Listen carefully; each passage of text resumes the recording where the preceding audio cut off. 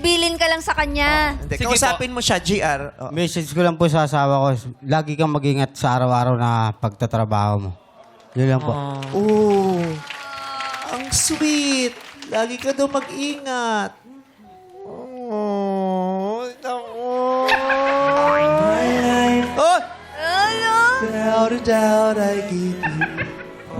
Ang sweet. Oh, naiiyak ka, Ate Rose. Naiiyak siya eh. Hindi ka ba naman maiyak, di ba? Nabigyan ka ng pagkakataong langhapi ng kilikili ni Stel ng SB19. Naiyak siya kasi nung naamoy niya kilikili ni Stel, oh, ba't hindi ganito amoy nung sa asawa ko? Actually, tinatanong ko siya backstage kanina. Oh. Ano talaga yung nagpapaiyak sa kanya? Iniyayaya naman siya ni Kuya JR uminom. Oo. Kaya lang, ininom nila yung sabaw ng tokwa. Ay, hindi pwede yun, ate. Ay. Hindi pwede yun. Pagastusin mo siya. Masakit sa lalamunan yung sabaw ng tokwa, ate. Mainit po. Mainit po. Mainit. O ikaw naman, bigyan mo ng mensahe rin si JR na para hindi na siya uminom o kung iinom siya, maunawaan niya kung bakit ka nagdaramdam.